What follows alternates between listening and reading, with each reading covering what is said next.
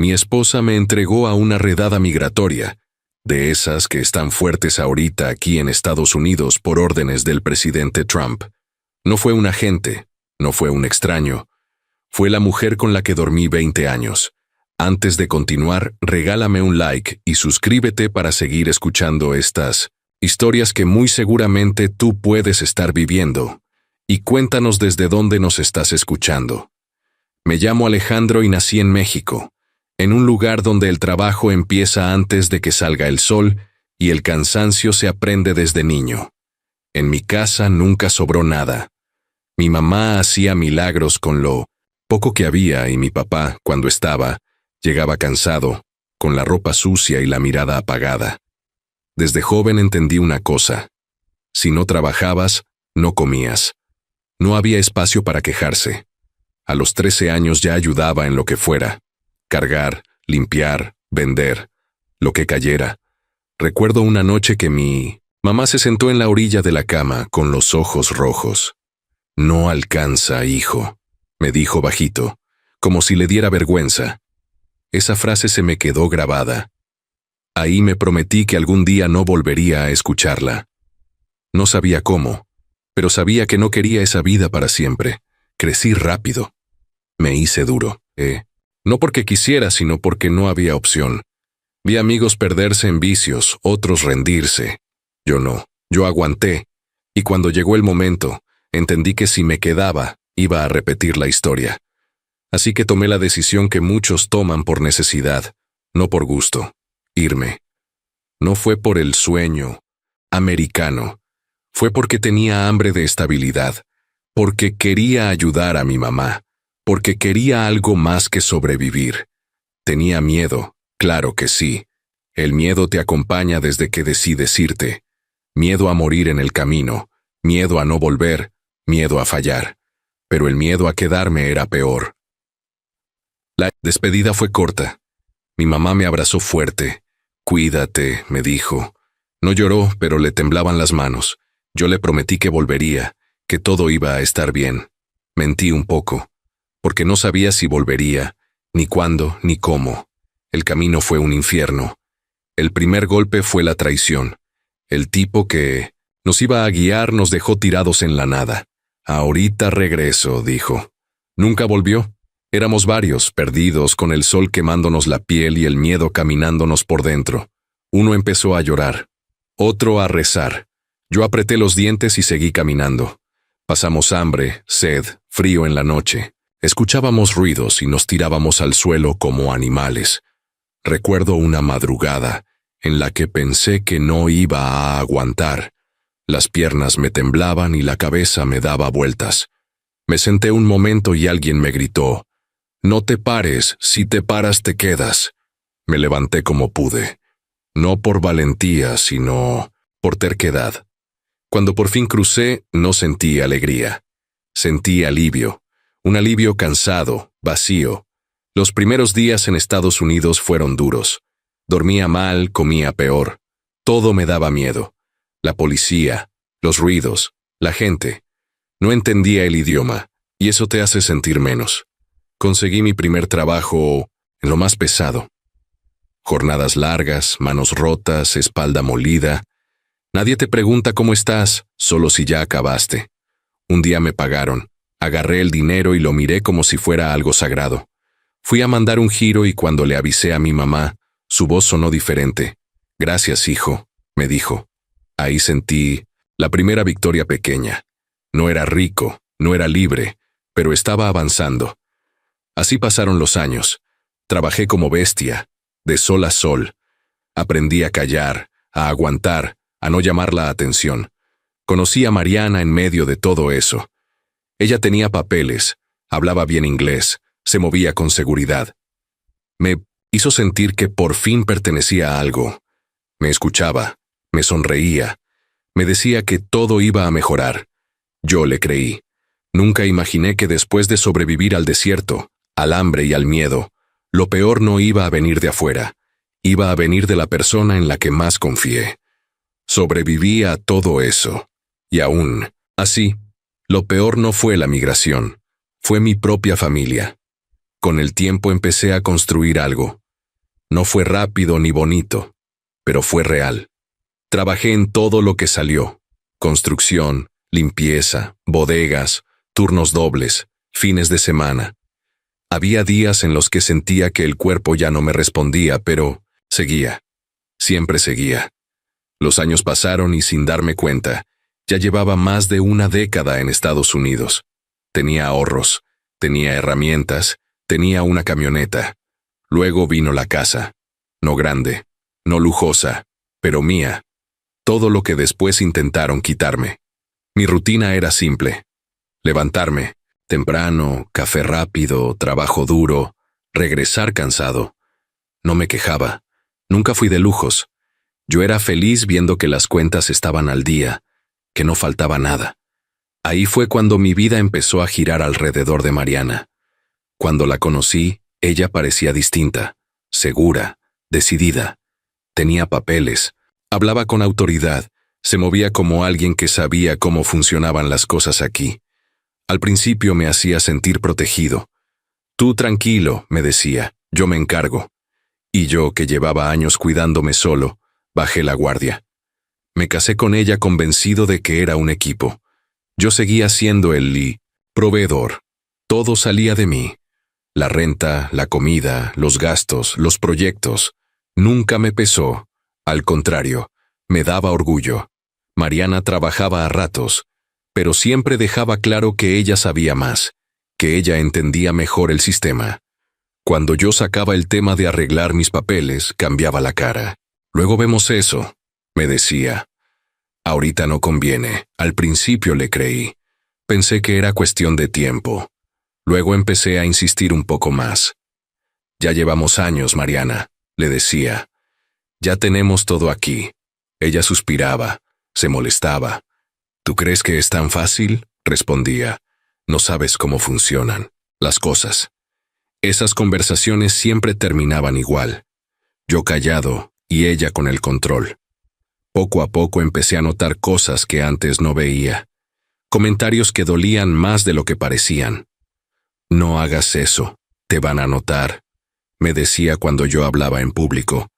Déjame a mí, tú no entiendes cuando Había papeles de por medio. No eran gritos, eran puñaladas pequeñas, sutiles, pero constantes. También empezó a meterse más en el dinero. Es mejor que yo maneje eso, decía, por seguridad. Yo confiaba. Le daba acceso a cuentas, a documentos, a todo. Al final era mi esposa.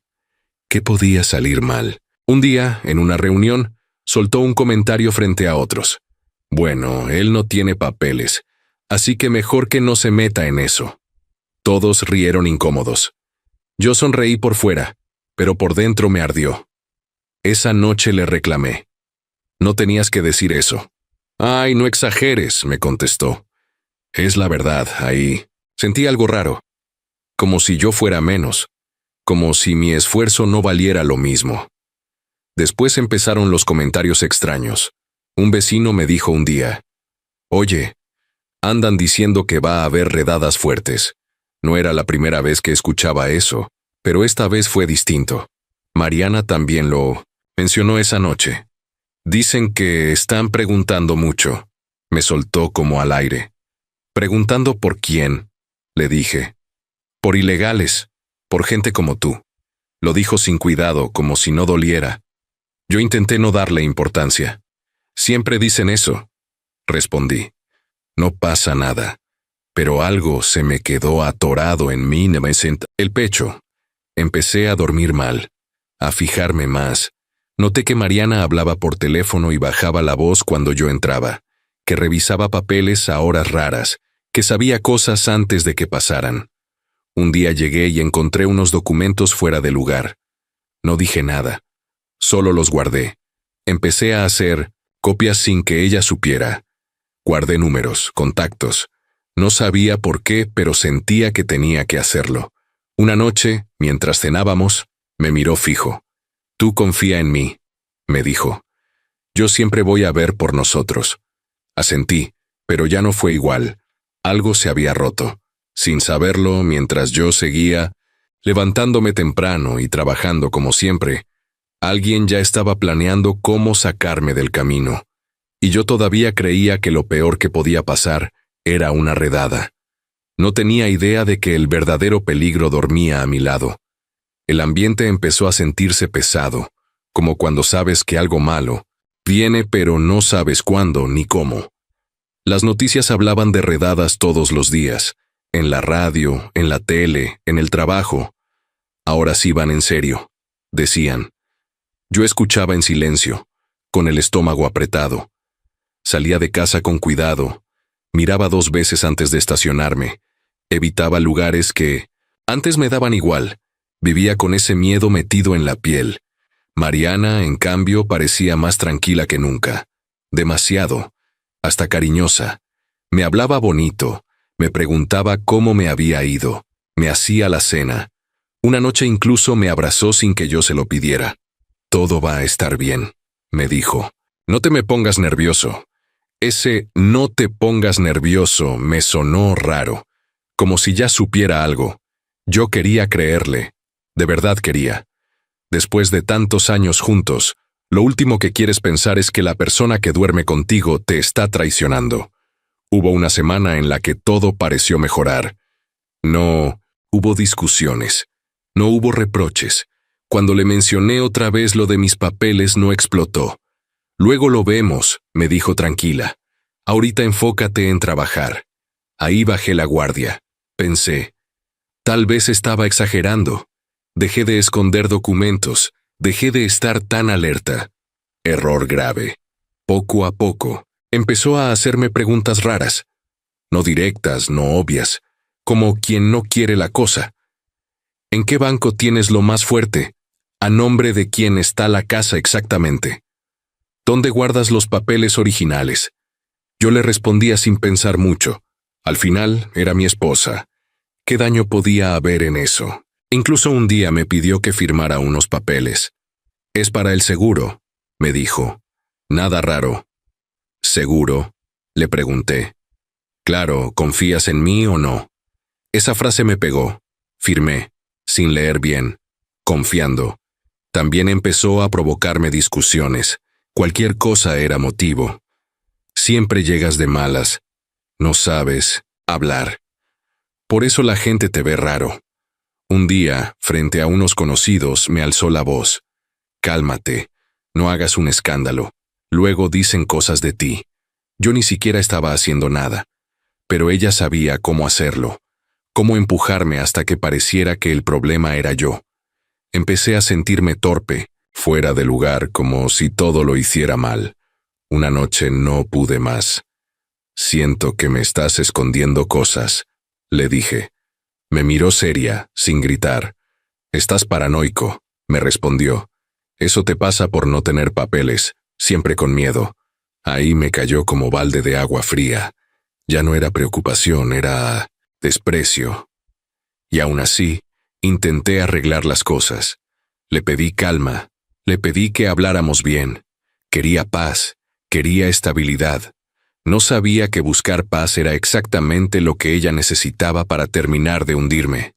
Días después, noté que ya sabía mis horarios mejor que yo. Sabía a qué hora salía, a qué hora volvía, qué ruta tomaba. Yo mismo se lo había dicho. Le facilité todo. La noche antes de que todo explotara, la vi nerviosa. Caminaba de un lado a otro, revisaba el teléfono.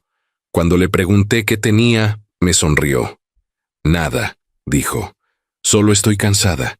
Yo me acosté con esa sensación rara en mí, no sientes el pecho. No dormí bien. A la mañana siguiente me fui a trabajar como siempre. Le di un beso. Ella me abrazó un segundo más de lo normal. Cuídate, me dijo. No sabía que ese abrazo no era de amor, era de despedida. Yo pensaba que todavía podía arreglar las cosas, que hablando se solucionaba todo. No entendía que mientras yo buscaba diálogo, ella ya había cerrado el trato, y que mi caída ya estaba en marcha. Ese día empezó como cualquier otro. Me levanté temprano, me preparé el café, y revisé que llevara todo para el trabajo. Mariana ya estaba despierta, pero no era normal. Estaba vestida, maquillada, con el teléfono en la mano. No me miraba a los ojos. ¿No vas a trabajar?, le pregunté. Más tarde, respondió rápido. Tengo unas cosas que hacer. No le di importancia. Tomé mis llaves y salí. En el camino sentía un nudo en el estómago, una incomodidad que no sabía explicar, como si algo estuviera fuera de lugar. Aún así, llegué al trabajo y empecé mi día. No habían pasado ni 2 horas cuando todo se vino abajo. Escuché las sirenas primero, luego vi las camionetas. No fue una redada al azar. Vinieron directo a mí. Un compañero me miró con los ojos abiertos. Alejandro, alcanzó a decir. ¿Qué hiciste? No hice nada. Eso era lo peor. Un agente se acercó y dijo mi nombre completo. Ahí supe que ya estaba perdido. No preguntaron mucho. No hubo oportunidad de explicar nada. Me esposaron frente a todos. Sentí vergüenza, rabia, miedo. Todo junto. Mientras me subían a la camioneta, lo único que pensaba era, ¿cómo supieron exactamente dónde estaba? En ese momento todavía no entendía todo, pero las piezas empezaron a acomodarse solas. Saqué el teléfono como pude y le marqué a Mariana. Sonó. Nadie contestó. Volví a marcar. Nada, le mandé mensajes, ninguna respuesta. En el centro de detención el tiempo no pasa, se arrastra. Ahí fue cuando un pensamiento me atravesó la cabeza como cuchillo. Ella sabía el día, la hora, el lugar. Recordé su nerviosismo, sus preguntas, su falsa calma. Todo encajaba demasiado bien. Horas después, hablando con otra persona detenida, escuché algo que me terminó de abrir los ojos. Muchas veces no nos encuentran solos, me dijo. Alguien llama. Anónimo. Alguien cercano. Sentí que el aire se me iba. Esa noche no dormí. Al día siguiente, durante el proceso, un oficial mencionó la llamada. No dio nombres, pero ya no hacía falta. Mariana había planeado mi entrega. Había hecho la llamada mientras yo salía de casa. Mientras ella tenía cosas que hacer. Lo peor vino después. En una de las pocas llamadas que pude hacer, un conocido me dijo en voz baja, «Oye, tu esposa ya cambió las cerraduras. Dice que tú ya no vuelves». Sentí un golpe seco en el pecho. «¿Cómo que cambió las cerraduras?», pregunté. «Sí, y anda diciendo que tú le dejaste todo, que te fuiste». Ahí ya no hubo dudas. No solo me deportaban, me estaban borrando. Mientras yo estaba encerrado, ella ya estaba entrando a la casa, revisando papeles, usando mi nombre. Supe que había movido dinero, que había ido al banco, que se presentaba como la dueña absoluta. Recordé los documentos que firmé sin leer, las preguntas, las copias. Todo era una trampa armada con calma, con paciencia. Yo solo fui el último paso. Me sentí atrapado, sin país, sin casa, sin voz. Pero en medio de todo ese desastre algo me sostuvo. Recordé a las personas que había ayudado en el pasado, a los favores que nunca cobré, a los contactos que tenía y que ella no conocía. No me voy a quedar callado, me dije. Tal vez ya no podía quedarme en Estados Unidos. Tal vez la deportación era inevitable. Pero todavía tenía algo que ella no esperaba. Pruebas, memoria y gente dispuesta a escucharme. Me habían tendido la trampa perfecta, pero no contaban con que yo también sabía resistir. Y el tiempo, aunque poco, todavía no se había acabado. El traslado fue silencioso. Nadie te explica nada. Nadie te dice qué sigue. Solo avanzas de un lugar a otro como si ya no fueras persona, como si fueras un paquete mal puesto. Yo iba sentado, con las manos atadas, mirando el piso. Pensaba en mi casa, en mis cosas, en mi vida. Pensaba en Mariana. En el centro de detención los días se mezclan. No sabes si es lunes o viernes. El frío es constante y el ruido nunca se va. Ahí fue donde empecé a entender que la redada no era el final. Era apenas el principio. Una noche, mientras esperaba turno para una llamada, un guardia gritó mi nombre. Pensé que era para moverme a otro lugar. No. Era una llamada que yo no había pedido. Contesté. Alejandro, dijo una voz conocida. Soy Raúl. Raúl había trabajado conmigo años atrás. Un tipo serio, de los que no hablan por hablar. ¿Qué pasó? Le pregunté con la garganta seca. Mira, no sé cómo decirte esto, pero Mariana ya está, moviendo todo. Sentí un vacío en el estómago. ¿Todo qué? Todo, compa. Fue al banco, sacó dinero, dijo que tú ya no vuelves. Cambió las cerraduras de la casa. Me quedé callado, no porque no tuviera que decir, sino porque no podía creer la velocidad con la que lo estaba haciendo. ¿Cómo pudo hacer eso? Alcancé a decir.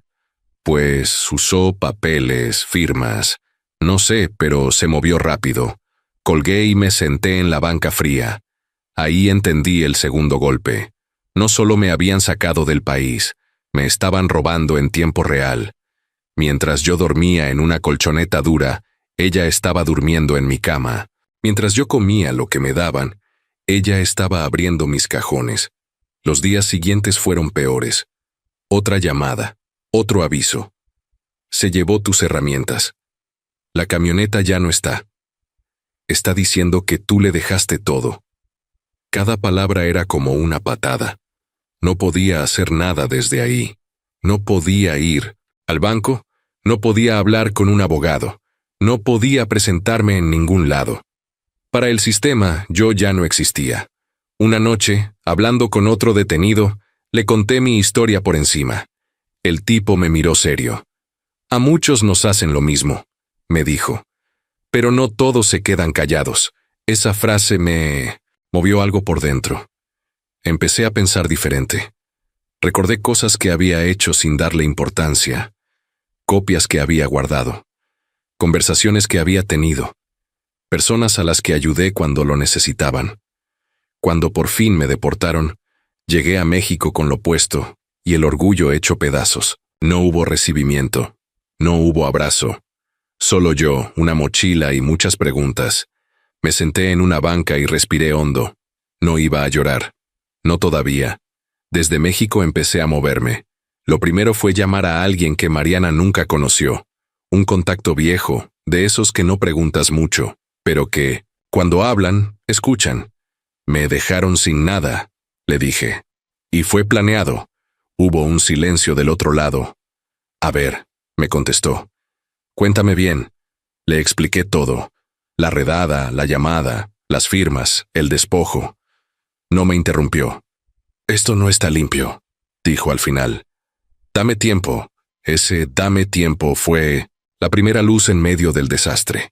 Días después supe que Mariana no solo estaba usando mi nombre, también había intentado vender cosas que no eran solo suyas, que había presentado documentos raros, que estaba apurada.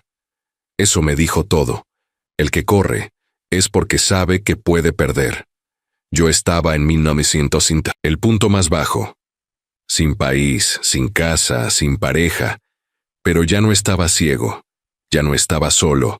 Había tocado fondo, sí, pero también había algo nuevo, rabia bien dirigida. No te saldrás con la tuya, le dije al aire una noche. No después de todo. No sabía cuánto iba a durar ni qué tan lejos iba a llegar esto. Lo único claro era que me habían quitado mucho, pero no me habían quitado la cabeza. Y mientras tuviera memoria, pruebas y gente correcta, la historia no se iba a quedar así. Ese fue el momento exacto en el que dejé de sentirme víctima y empecé a prepararme para pelear. Porque si algo aprendí en la vida, es que cuando ya no tienes nada que perder, te vuelves peligroso. No había pasado ni una semana desde que llegué a México cuando empecé a entender la magnitud real del golpe. Al principio pensé que Mariana se iba a conformar con sacarme del país, con quedarse con la casa y ya. Me equivoqué. Lo que estaba haciendo era un saqueo completo, rápido y sin vergüenza, como si supiera que tenía poco tiempo antes de que alguien reaccionara. La primera llamada me agarró en la calle, comprando un teléfono barato para poder comunicarme. Alejandro, me dijeron, Ya cambió todos los accesos. Bancos, correos, todo. Sentí que me ardían las orejas. ¿Cómo que todo?, pregunté. Sí. Fue con alguien del banco. Dijo que tú le habías dado autorización antes de irte. Ahí entendí que no estaba sola. Alguien le estaba ayudando. Alguien que sabía cómo mover las cosas sin levantar sospechas. No era un arranque emocional, era un plan. Ese mismo día recibí otra llamada. Está vendiendo tus herramientas. ¿Cómo que vendiendo? Sí, rápido, barato. Como si quisiera desaparecer todo. Cada llamada era un recordatorio de que mientras yo trataba de acomodar mi vida desde cero, ella estaba repartiendo 20 años de mi esfuerzo como si nada. Me sentía impotente. No podía presentarme en ninguna oficina. No podía firmar nada. No podía detenerla con mis propias manos. Intenté entrar a mis cuentas desde el teléfono.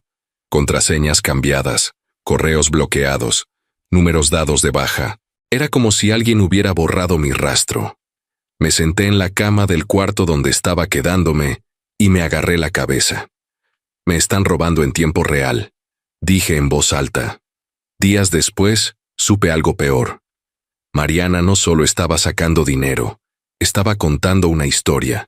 Decía que yo la había abandonado, que me fui sin decir nada, que le dejé todo por culpa. Se pintaba como la víctima. Lloraba cuando hacía falta. Convencía a quien se dejara. Dice que tú eras un problema, me contó alguien, que por eso se fue. Me dio coraje, pero también claridad. No era solo robo, era suplantación, era fraude. Estaba usando mi ausencia como arma. Y lo más grave, estaba usando mi nombre. Un contacto me confirmó lo que ya sospechaba. Alejandro, hay un movimiento raro, me dijo. Hay firmas que no cuadran, poderes que tú nunca diste. Ahí sentí una mezcla de rabia y alivio. Rabia porque confirmaba la traición. Alivio porque eso significaba algo importante. Había delito. Y donde hay delito, hay manera de pelear. Intenté hacer algo desde donde estaba. Llamé, insistí, expliqué. Nadie me daba respuesta concreta. Tiene que venir en persona, me decían, como si no supieran que no podía, como si no les importara. Una noche, ya cansado, recibí una llamada distinta. No era alguien cercano, no era alguien asustado. Mira, me dijeron, esto se puede frenar. ¿Cómo?, pregunté sin pensarlo. No va a ser fácil, pero hay forma. Necesitas actuar ya. Cada día que pasa, ella avanza. Colgué y me quedé mirando la pared. Por primera vez desde la deportación sentí algo parecido a esperanza, pero no era bonita. Era dura, pesada, de esas que vienen con advertencia. Sabía que si entraba en ese camino, Mariana no se iba a quedar quieta. Sabía que iba a mentir más, a ensuciar más, a atacar donde doliera. Pero también sabía algo más. Si no hacía nada, en poco tiempo no iba a quedar ni rastro de mi vida pasada. No me voy a esconder, me dije. Ya me quitaste suficiente. Ese fue el momento en el que entendí que esto ya no era solo recuperar dinero. Era recuperar mi nombre. Y para eso, iba a necesitar aliados, pruebas y estómago. Porque lo que venía no iba a ser limpio ni rápido. Pero por primera vez desde que me subieron a esa camioneta, yo ya no estaba corriendo. Ahora me estaba preparando para responder. El primer aliado apareció cuando menos lo esperaba. No fue un abogado famoso ni un salvador de película. Fue alguien que ya me conocía desde antes, alguien que había visto cómo trabajaba y cómo cumplía mi palabra. Me llamó una noche. Alejandro, ya me puse a revisar lo que me mandaste, me dijo. Y te voy a decir algo claro. Aquí hay cosas muy graves. No me vendió esperanza barata, me habló directo. Tu esposa no solo te robó, te suplantó. Usó tu nombre, firmó por ti y presentó documentos que no cuadran. Sentí un nudo en la garganta. ¿Entonces sí se puede hacer algo?, pregunté. Sí, Pero esto ya no es solo civil, aquí hay delito penal. Esa frase me cambió el ánimo. Por primera vez sentí que el piso no estaba tan flojo. Empezamos a armar lo que él llamó la caja negra. Todo lo que Mariana no sabía que existía. Copias de contratos, recibos, transferencias, conversaciones guardadas, fechas, movimientos. Yo no había sido ordenado por inteligencia, había sido por costumbre. Nunca me gustó tirar papeles, y ahora eso me estaba salvando. Mira, me explicó. Ella pensó que al sacarte del país te dejaba sin voz, pero dejó huellas. Me pidió que buscara números viejos, mensajes, comprobantes. Pasé horas revisando el teléfono, recordando fechas, atando cabos.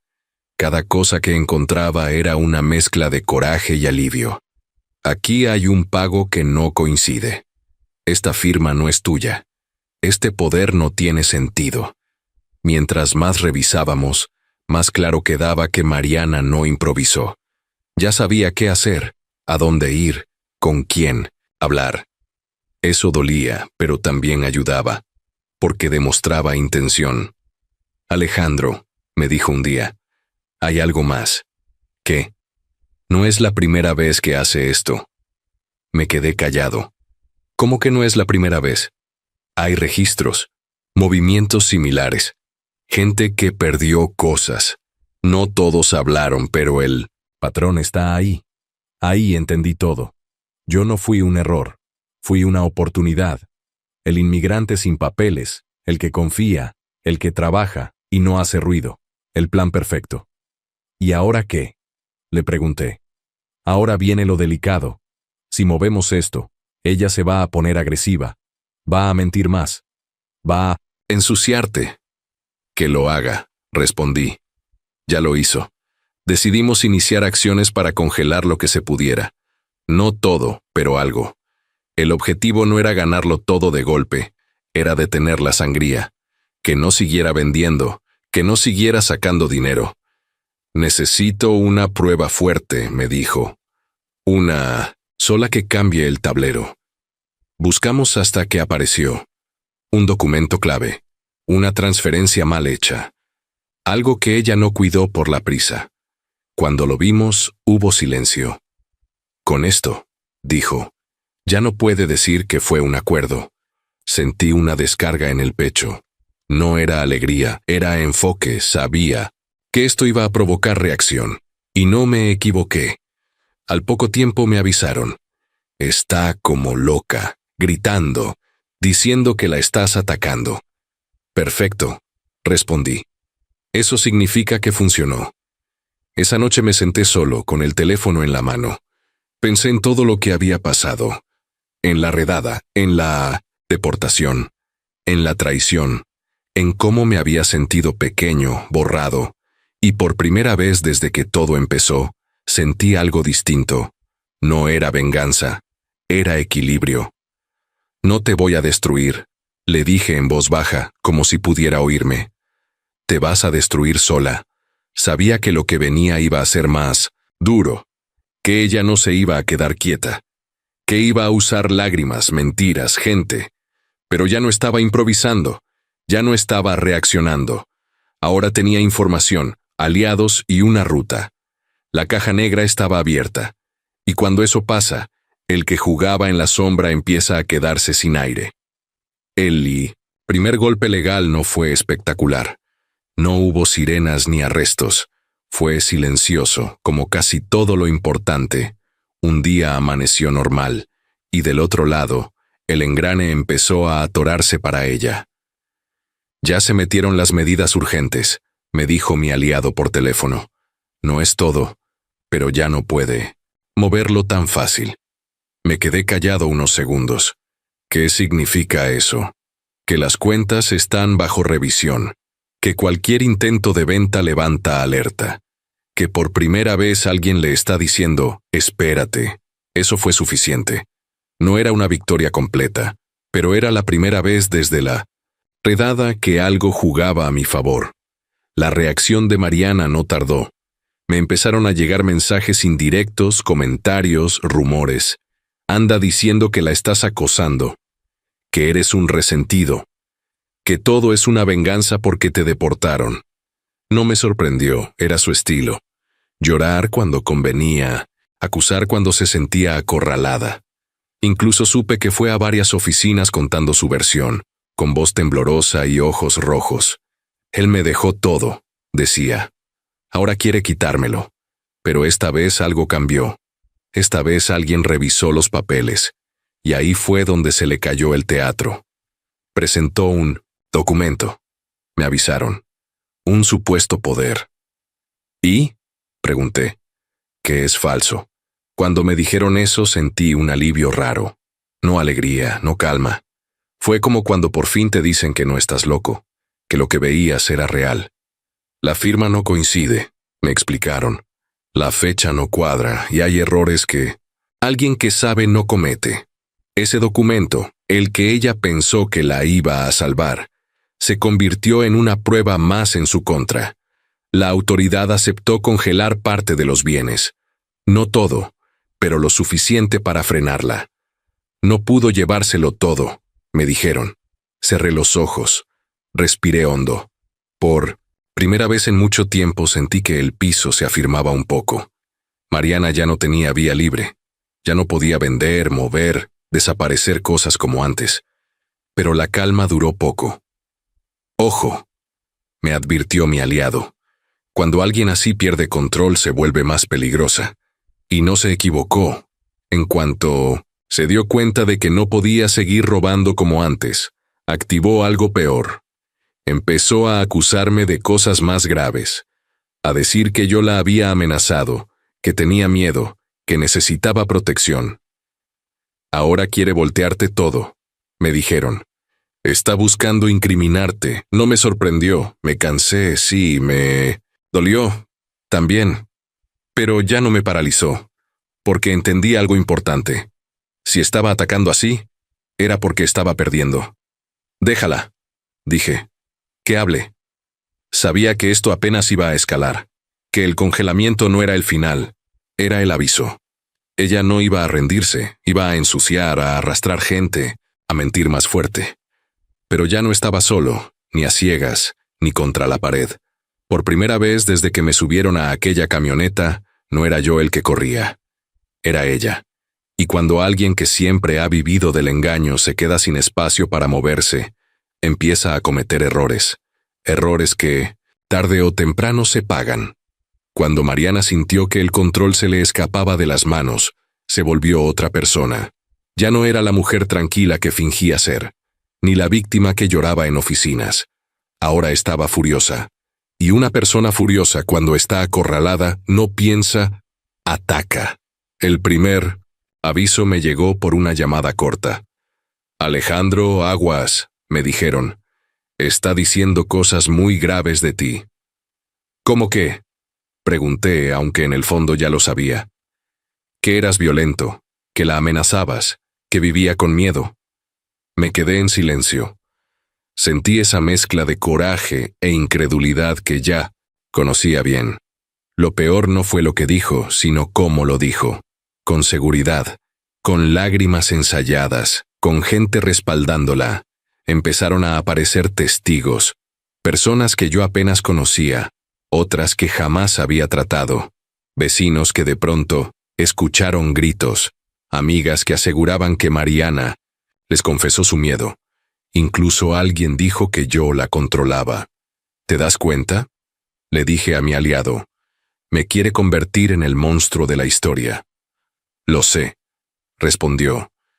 Y eso es peligroso, pero también torpe, porque en su desesperación empezó a exagerar, a contradecirse, a cambiar versiones. Una cosa era llorar, otra muy distinta era mentir bajo declaración.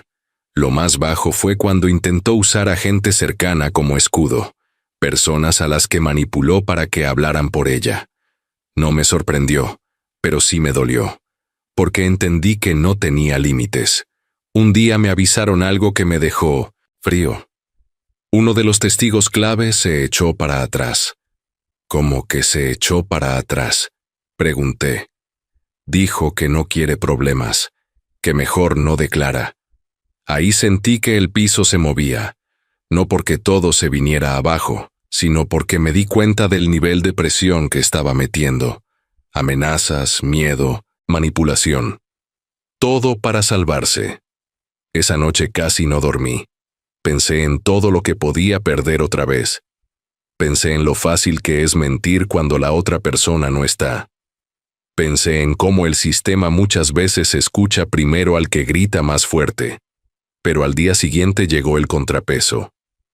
Tenemos algo, me dijeron. ¿Qué cosa? Una contraprueba. Algo que tumba una de sus mentiras grandes. Era un mensaje, una conversación guardada, una pieza pequeña, pero contundente. En esa conversación, Mariana decía exactamente lo contrario de lo que estaba declarando ahora.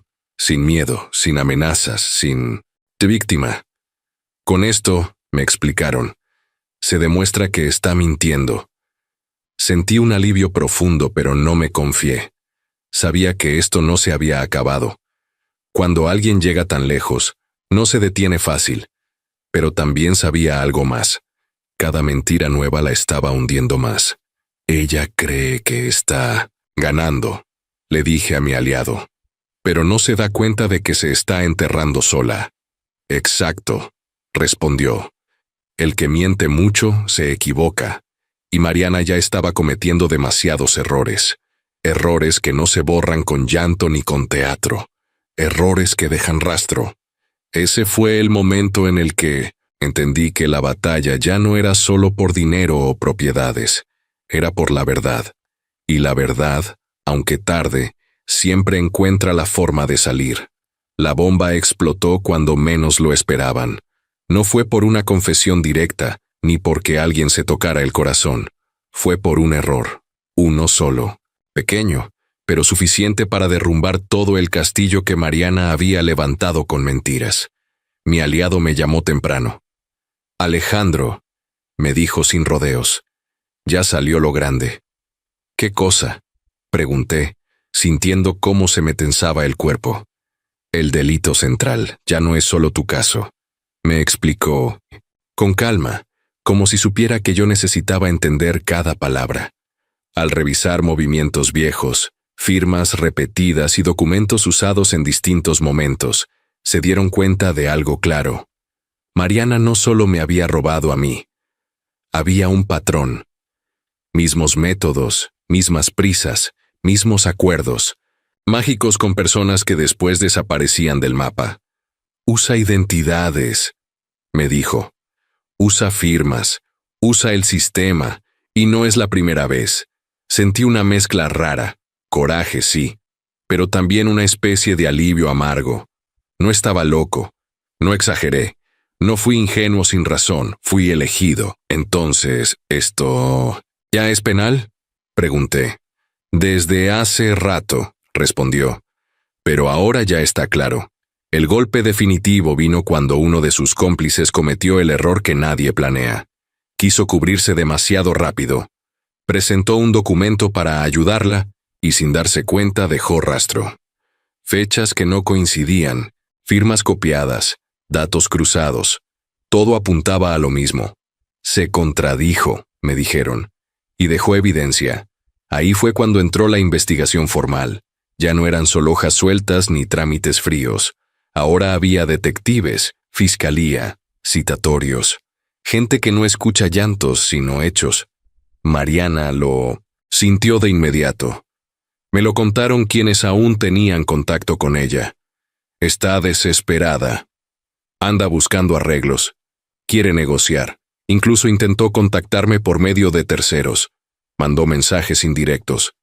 Dile que ya pare. Que no haga más grande esto. Que podemos arreglarnos. Cuando me dijeron eso, no sentí satisfacción. Sentí cansancio. Un cansancio profundo. Ya no se puede arreglar, respondí. Ella cruzó una línea hace mucho. La vi entrar en pánico desde lejos. Empezó a borrar cosas, a mover papeles, a cambiar versiones. Culpó a otros. Señaló a quienes antes eran amigos. Todo con tal de salvarse. Ahora dice que la engañaron, me dijeron, que ella no sabía. Pero el problema con mentir tanto es que llega un punto donde ya no sabes qué versión contar, y cuando la autoridad empieza a juntar piezas, las historias se caen solas. Esto ya no es un pleito familiar, no me repitió mi aliado. Es un caso penal completo. Por primera vez desde el inicio de todo, sentí que la balanza se inclinaba de verdad. No porque yo estuviera ganando, sino porque la verdad ya estaba caminando sola. Ya no dependía de mí, ni de mis palabras. Dependía de pruebas. Aún así, no todo fue tranquilidad. Sabía que Mariana no se iba a quedar quieta. Alguien así no acepta caer sin patalear. Y no me equivoqué. Intentó destruir pruebas, presionar gente, ganar tiempo. Incluso buscó presentarse otra vez como víctima, ahora del sistema. Dicen que está diciendo que todo es una conspiración. Me avisaron. Sonreí por primera vez en días. No por burla, sino por claridad. Cuando alguien empieza a hablar de conspiraciones, es porque ya no tiene piso. Esa noche me senté solo, en silencio. Pensé en el desierto, en la redada, en la camioneta, en la deportación. Pensé en cómo todo empezó con una llamada anónima, y ahora estaba ahí, con una investigación encima, con su propio pasado alcanzándola. Tú abriste esta puerta, murmuré. Yo solo caminé por ella. Sabía que todavía faltaba, que aún podía haber giros, retrasos, trampas, pero algo ya era irreversible. Mariana ya no controlaba la historia. Y cuando alguien que siempre vivió del control lo pierde, entra en su fase más peligrosa. Lo que venía después no iba a ser limpio ni rápido. Pero ya no era un tal vez. Ya no era una pelea desigual. Ahora el juego había cambiado de nivel. Y por primera vez desde que todo se derrumbó, supe que el final, fuera cual fuera, iba a tener consecuencias reales. Por unos días todo pareció inclinarse definitivamente a mi favor.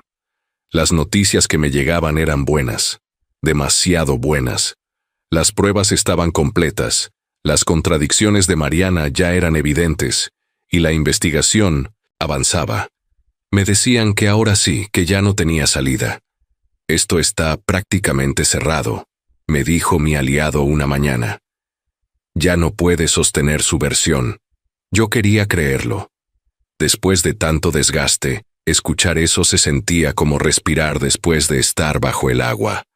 Me permití, por primera vez, pensar que esto estaba llegando a su fin, que al fin podría cerrar esa etapa y seguir con mi vida. Incluso supe que en su círculo ya se hablaba de ella en voz baja, que la gente empezaba a dudar, que ya no todos le creían. Eso, sin que yo dijera nada, ya era una especie de justicia. Pero justo, cuando todo parecía acomodarse, pasó. Tenemos un problema, me dijeron una noche. Sentí como se me helaba el cuerpo. ¿Qué tipo de problema?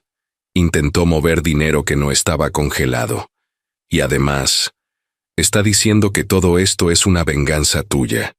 Ahí entendí que todavía le quedaba una carta, la última, la más sucia. Mariana intentó presentarse como la verdadera víctima del sistema. Dijo que yo estaba usando contactos para destruirla, que todo era una persecución, que ella solo confiaba en la persona equivocada. Incluso trató de culpar a un cómplice menor, alguien que ya no podía defenderse del todo. Quiere cargarle todo a otro, me explicaron. Dice que ella no sabía nada. Lo peor fue cuando algo clave falló. Una audiencia se pospuso. Un documento no llegó a tiempo. Un testigo dudó. Nada grave por separado, pero todo junto se sintió como un golpe seco. Esa noche pensé que podía escaparse. No libre del todo, pero sí lo suficiente como para alargar esto años. Sentí cansancio. Un cansancio que no se quita durmiendo. Pensé en rendirme, en decir, ya estuvo, en soltarlo todo y empezar de cero sin mirar atrás. ¿Y si no pasa nada? Le dije a mi aliado. ¿Y si al final no le hacen nada? Hubo silencio del otro lado. Entiendo cómo te sientes, me respondió. Pero todavía no. ¿Cómo que no? Porque hay algo más.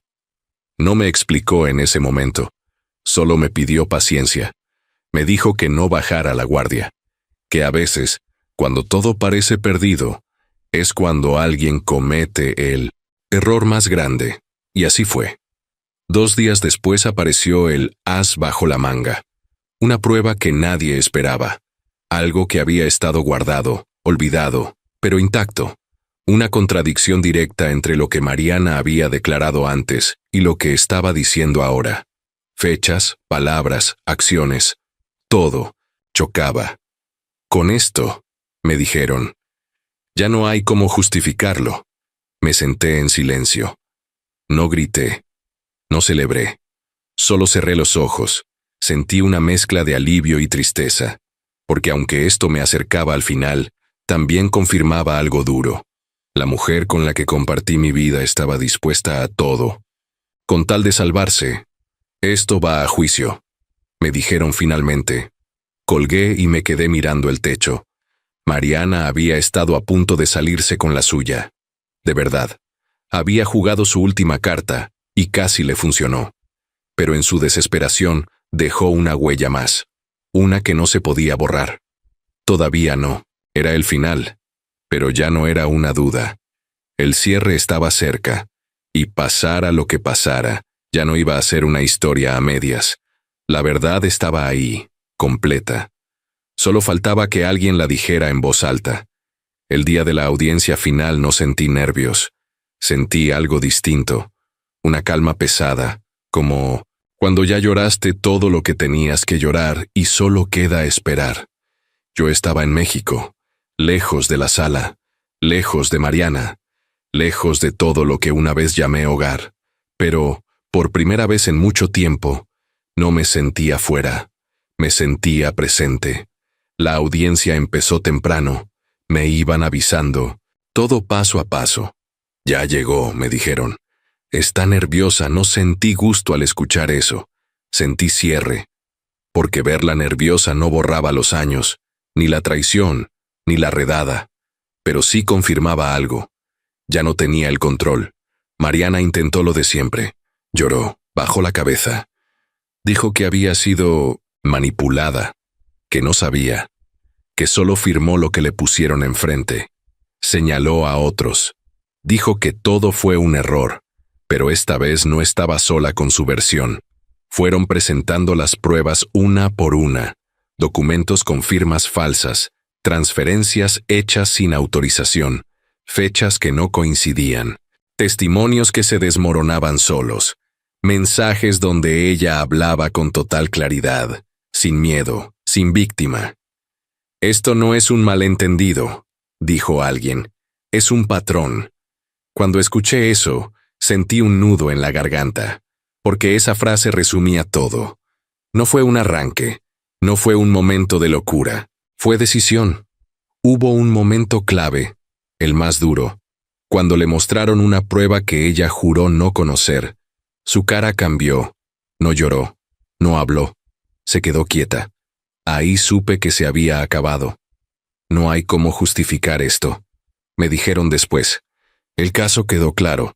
La sentencia llegó sin drama, sin discursos largos. Clara, directa, culpable, consecuencias reales. No me dio alegría, me dio descanso, porque no era venganza, era justicia.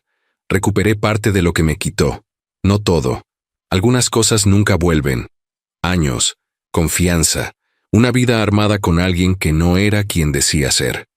Pero recuperé algo más importante. Mi nombre limpio, mi historia completa, la verdad dicha en voz alta. Mariana salió esposada. No la vi, pero no hizo falta. Durante años la imaginé fuerte, intocable. Ese día entendí que siempre fue frágil, solo que se escondía detrás del engaño.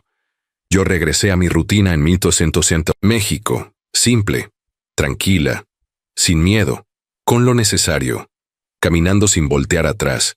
La gente a veces me pregunta si volvería a Estados Unidos, si lo intentaría otra vez. No, respondo. Ya no lo necesito. Aprendí que perder un país duele, pero perderte a ti mismo duele más.